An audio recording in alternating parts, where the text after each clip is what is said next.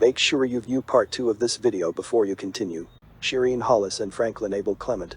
A love triangle came to a bloody end yesterday after a married couple were ambushed, shot and killed, allegedly by the woman's ex-lover, who remained on the run up to last night.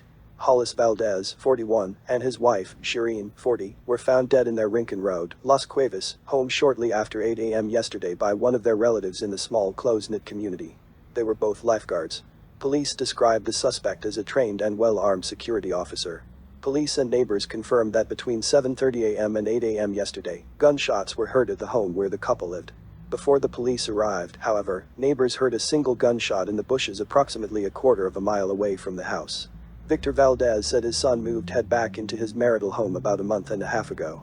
He said while his son had not been at the home, Shireen got involved with the suspect, who is a security officer.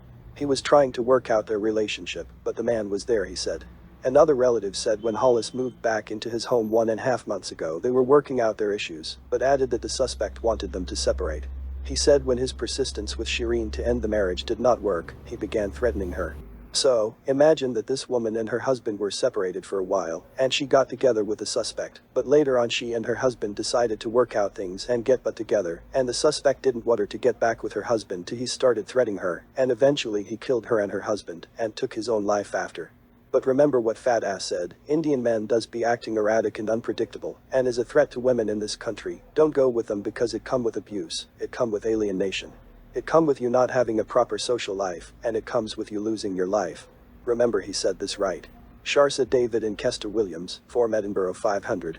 Any woman who has been threatened should leave before that threat becomes a reality. These were the words of caution by Janelle Yard Blackman while speaking with the media yesterday at the home of her ex-husband, Kester Congo Williams, at Hibiscus Drive in Edinburgh 500. Williams, 47, was found dead yesterday morning, on a couch in the living room of his home. In a nearby corridor was the body of his wife, Sharsa David, 47. David appeared to have been shot twice. Williams had a gunshot wound to the head. It is suspected that Williams killed his wife and then took his life. Williams was a member of the T&T Coast Guard, TTCG, and the holder of a licensed firearm. Speaking with the Sunday Express at the scene yesterday, Yard Blackman said while she was saddened by the deaths of both David and Williams, she was not surprised. So, imagine that his ex-wife said she was not surprised by what had happened. She herself may have gone through this with this man and left him. His man shot his wife twice in the head and then took his life. But remember what Fat Ass said, Indian men does be acting erratic and unpredictable, and is a threat to women in this country. Don't go with them because it come with abuse, it come with alienation. It come with you not having a proper social life, and it comes with you losing your life. Remember he said this right. Neville Simon. The man accused of fatally chopping 15-month-old Soraya Williams, appeared virtually before a San Fernando magistrate yesterday charged with her murder. Neville Simon, 58, of Sion Drive, Tarodale, Sweet Madeline, also faces charges of maliciously wounding Soraya's grandmother Michelle Williams, and committing common assault against the baby's mother Nikatak Williams. Simon is the common-law husband of Soraya's grandmother. The incident took place on September 19 at her grandmother's home. According to a police report, Soraya was in the arms of her grandmother, who was seated on a chair in the gallery along with the baby's mother, when the attack occurred. The baby died at the San Fernando General Hospital, and her funeral was held on Saturday. So, imagine that the old man tried to chop the grandmother of the child that was killed, and ended up chopping the child, where the child died. Imagine that, at this age he looks like about 60 to 70 years old. Imagine an old woman going through this at this age. But remember what Fat Ass said, Indian men does be acting erratic and unpredictable, and is a threat to women in this country. Don't go with them because it come with abuse, it come with alienation. It come with you not having a proper social life, and it comes with you losing your life. Remember he said this right. Karim Garcia and Samantha Isaacs. When Todd Lampkin's grandson told her his father, her daughter's abusive ex-boyfriend, had a good Christmas gift for her, she never imagined he had murder on his mind. But after multiple death threats Karim Garcia, 31, fulfilled his promise, murdering 26-year-old Samantha Isaacs, and then later took his own life. According to an eyewitness, at around 5:05 a.m. he was liming in Carronage when he heard 4 gunshots. On the main road in the vicinity of Ocean View Hotel, he saw a car speeding off and discovered Isaacs lying face down, bleeding and trying to breathe and making gurgling sounds. She had been shot in the leg and in the face. Her face was blown away. Isaacs was taken to Port of Spain General Hospital where she succumbed to her injuries. At 10:15 a.m., 5 hours later, Corporal Clement, Corporal Hunt, Constable Frith and Constable Bourbon from Western Division Task Force visited Garcia at his home in Resurrection, Carronage. They attempted to enter the property when they heard a gunshot. They forced their way in and found him motionless with a gun on the floor, dead from an apparent suicide. So imagine that, he told his son to tell his grandmother he had a gift for her for Christmas, which ended up being him killing her daughter, which was his wife. The reports say her face was blown away. But remember what fat ass said, Indian men does be acting erratic and unpredictable, and is a threat to women in this country. Don't go with them because it come with abuse, it come with alienation. It come with you not having a proper social life, and it comes with you losing your life. Remember he said this right. Vera Gulabi and Sherwin John of Church Street, Mathura.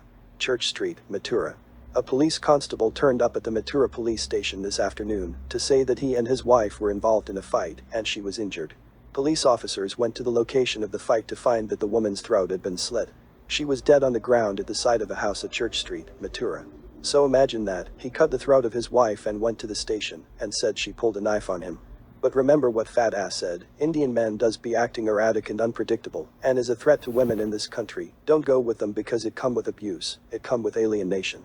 It come with you not having a proper social life, and it comes with you losing your life. Remember he said this right. Marissa Edwards and Simeon Rupkant. An autopsy on the body of the University of the West Indies employee Marissa Edwards found that she died after she suffered blunt force trauma and was strangled with a length of copper wire. The copper wire was found around her neck when her body was discovered on September 26, dumped in a drain along an isolated road in Waterloo. Edwards, of John Ely Road, Freeport, went missing a week earlier after she left her home with her boyfriend Simeon Rupkant, 51, who said he was taking her out for drinks. Rupkant's body was found hanging from a tree in a densely forested area off McCarthy Street, Tabaquite, 5 days after Edwards went missing. Edwards' sister, Crystal Cox, told the media that she thought Rupkant was a dangerous person and that he belittled Edwards in conversations. She said he also accused Edwards of being unfaithful to him. So, look at this, he killed his wife by hitting her with something on the head for her to develop blood force trauma, and choke her with a copper wife, and dump her body in a drain, then hang himself. But remember what fat ass said, Indian men does be acting erratic and unpredictable, and is a threat to women in this country. Don't go with them because it come with abuse, it come with alienation. It come with you not having a proper social life, and it comes with you losing your life. Remember he said this right. Jason Clark and Crystal Long. A 39-year-old Arima man was charged with murdering his girlfriend after her autopsy revealed she was beaten to death and did not fall after a night of drinking. Jason Clark was charged on Thursday with killing Crystal Long. Long, 37, the mother of 3, of Santa Rosa Heights, Arima, was found dead at Sapadilla Drive Crescent in Arima on September 9. Her autopsy, done on September 19, said the cause of death was multiple blunt force injuries. Clark was arrested a day later and handed over to the Homicide Bureau, which took over the case from Arima police after the autopsy. So, look at this man beat his girlfriend to death, that's how she developed blunt force injuries. But remember what fat ass said, Indian men does be acting erratic and unpredictable, and is a threat to women in this country. Don't go with them because it come with abuse, it come with alienation. It come with you not having a proper social life, and it comes with you losing your life. Remember he said this right. Abiela Cudjoe and a TTDF Solider who she was in a relationship with. Days before her death, Abio Cudjoe's hand was broken by her killer, and she believed she was being stalked. Cudjoe was fatally stabbed at her home on Tuesday morning. Her 12-year-old son, who was stabbed in the neck, died at hospital. Speaking to the Express yesterday, Cudjoe's father, Philip Harewood, detailed the abuse his daughter had outlined to him. Plenty time, he beat she and she always complaining, plenty times. He does beat she naked and all he said, referring to the killer. He said recently Cudjoe and the man had a kind of bacchanal in the savannah near her home. It is alleged that the man used a piece of wood to break Cudjoe's hand, and she was also kicked to the ground while she held her 3-year-old child. Harewood said he advised Cudjoe to report the incident to the police, and she also went to court and obtained a restraining order. Harewood said he had advised his daughter in the past to leave her abuser, and to other women, he yesterday said, as you see the man beating, leave the man, you will end up in death. A soldier turned himself over to the officers at the Homicide Bureau on Coffee Street, San Fernando, around 2:30 p.m. yesterday. He was accompanied by attorneys Subhas Pandey, Kiran Pandey and Surya Dyanarine. But remember what fat ass said, Indian men does be acting erratic and unpredictable, and is a threat to women in this country. Don't go with them because it come with abuse, it come with alienation. It come with you not having a proper social life, and it comes with you losing your life. Remember he said this right. Patrick King Budd and Reena Raghunath. Now this is Rizend case which happened a few days ago, so not too much details was released from the media. 43-year-old woman from Ragunan Trace, South Bank Road, Kelly Village, Coroni has been found dead, and police believe a suspect is involved. Reena Raghunath Charles was found lying motionless in her bedroom on Sunday night. She was semi-nude and had blood in her mouth. Relatives told police they last saw Reena at around 5 p.m. However, when they returned around 7 p.m. that night, they found her unresponsive. Police said Charles had marks of violence on her neck. Meanwhile, officials believe a man who was close to Charles is a suspect. He is being sought for questioning. And this is an update just in the man Patrick King Budd committed suicide. A 42-year-old man was found dead in a hotel room in Golconda on Wednesday. According to police, Patrick Budd is believed to have ended his own life. He lived at Raghunath Street, Kelly Village, Coroni. Budd checked into the V Plaza Hotel on Tuesday at midnight. At around 12:18 p.m. on Wednesday, when the hotel's manager, identified by police as Mr. Wang, went to check on Budd, he used a spare key to enter the room, after getting no response when he knocked on the door. The bottle, which is believed to contain a poisonous substance, has been sent to the Forensic Science Center for tests. Also found at the scene were a bottle of water and a Lucozade. Budd's body was taken to the San Fernando mortuary. So look at that, he killed Reena at her home in Kelly, and he drank a poisonous substance in a hotel. Budd was reportedly being sought by the police for questioning surrounding the murder of Reena Raghunath Charles on December 18. Raghunath Charles, 43, was found dead at her home in South Bank Road, Kelly Village, Coroni.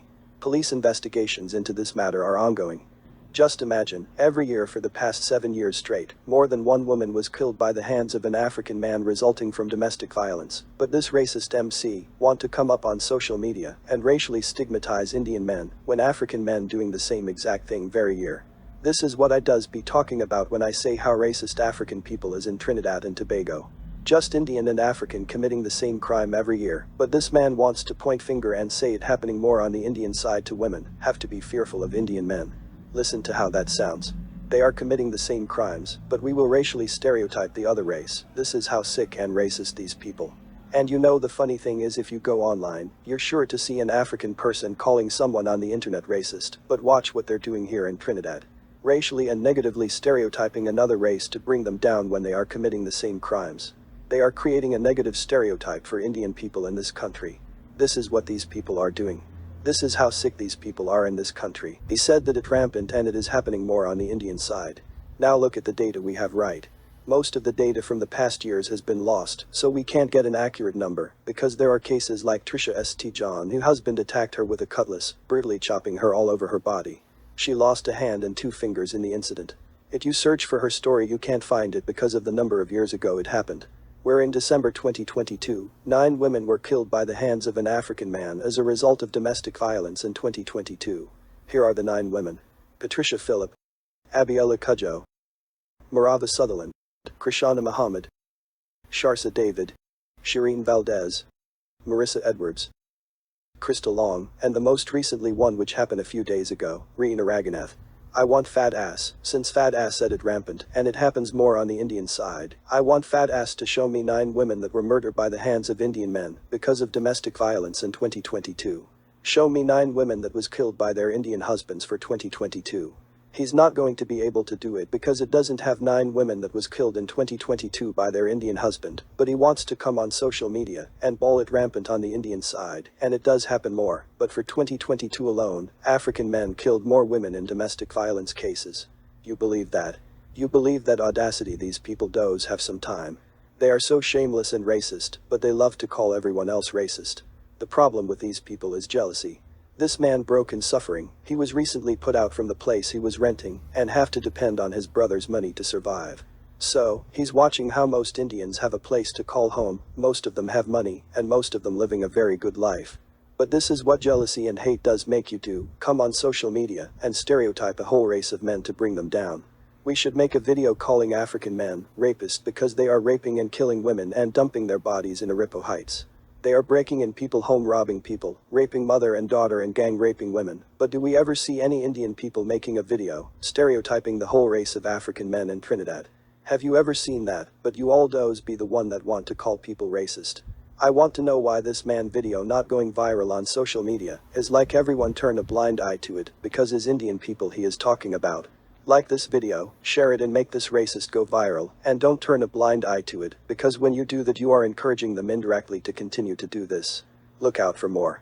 I have tons more of these racists to post.